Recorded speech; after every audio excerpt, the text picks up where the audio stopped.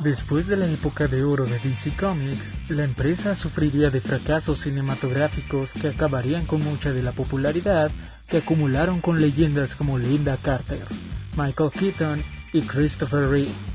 Y aunque DC nunca queda mal con las adaptaciones animadas ni con series live action, no se salva de errores fatales. Yo soy Einar Santana y esto es lo peor de DC Comics. Sobreexplotación de personajes. Este punto, de hecho, empezó a ser un problema hasta hace poco, pues aunque DC usaba pocos personajes, todos permanecían en una evolución tan constante que ni se notaba que los habías visto por mucho tiempo. Pero vamos, es imposible no ver que Scott Snyder ya se le pasó la mano, no solo por explotar a muchos personajes al punto de parecer ridículo, sino por las tramas que acostumbra a dar. Al escribir La Corte de los Búhos, Snyder comentó que quería regresar a la etapa detectivesca de Batman, y aunque se vale cambiar de opinión, Snyder lo hizo demasiado pronto. Aun cuando muchos fanáticos agradecen personajes como el Batman que ríe, a otros nos pareció un personaje de una historia y ya. Más sería demasiado, aunque sí incluyo personajes y escenas que se ven geniales. Poderes exagerados. En el video anterior de The War Stuff, mencioné que este era un punto común en ambas compañías, y si bien solo Marvel lo justifica de maneras ridículas, DC también acostumbra a hacer ese tipo de escenas, con villanos exageradamente poderosos y sin ningún sentido que mueren o son derrotados de formas poco lógicas o ridículas.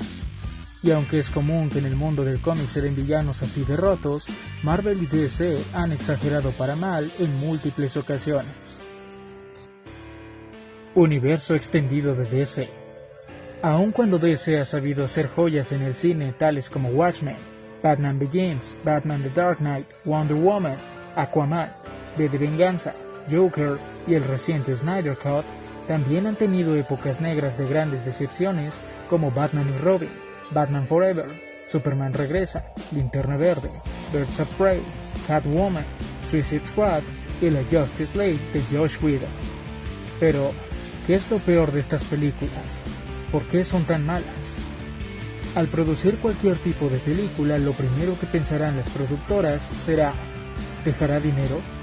Por ello, no podemos esperar una buena adaptación, en la mayoría de ocasiones, pues estas historias serán adaptadas al mercado actual, y no necesariamente por ello será una mala película. Entonces, ¿qué las hace ser malas?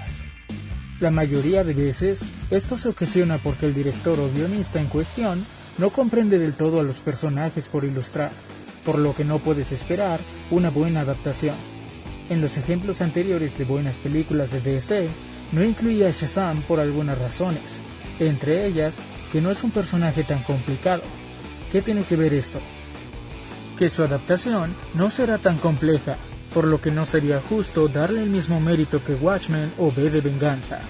Pero en cuanto a adaptación se refiere, Shazam, entre otras películas, son joyas de personajes pequeños que no a muchos interesan, como en su tiempo lo fue la primera película de Iron Man. Otro factor podría ser que hay mucho por adaptar y poco tiempo, pues las productoras pueden condicionar el tiempo de la película, lo que podría afectar al director en cuestión. Por ejemplo, el Snyder Cut alcanza a retratar a todos los miembros de la Liga, los conflictos de Lisa Lane y el motivo de Stephen Wolf e incluso el de Darkseid, cosa que sería imposible hacer en 2 horas, de allí que la versión de Whedon haya sido tan mala. No explica nada de su trama, deja vacíos a todos los personajes y lo llena de la peor forma, que de hecho es la única que Joss Whedon conoce, con humor tonto. Si bien los errores de DC Films se pueden excusar diciendo que Warner le pone muchos obstáculos o que tiene personajes demasiado grandes como para adaptar bien todo el tiempo, la verdad es que esto es un sí y no. Sí es mucho más difícil relatar el trasfondo tras el manto de Batman que relatar por qué un millonario alcohólico se hartó de crear armas. Pero sabiendo esto, ¿a quién se le ocurriría darle el proyecto a cualquiera? Pues a Warner. Muchas veces, el error viene desde el proyecto en sí, con tramas sin sentido, guiones que parecen más un mal borrador, o adaptaciones comerciales que no tienen nada que ver con lo original. Que ojo, ser inclusivo no es malo. De hecho hay muchos actores que hacen que lo ignores totalmente, como Starfire en la serie Titans. Lo malo es que quieran adaptar a un personaje ignorándolo totalmente. Si quieres a un personaje negro, ¿por qué no escoger a uno negro? Hace años que hay personajes de todos géneros y razas. ¿Por qué cambiarlos? ¿Por qué no popularizar a un ignorado personaje que a lo mejor antes fue discriminado? ¿No sería mejor? Y esto a lo mejor no es lo peor, porque como ya mencioné, un buen actor hace que eso pase desapercibido.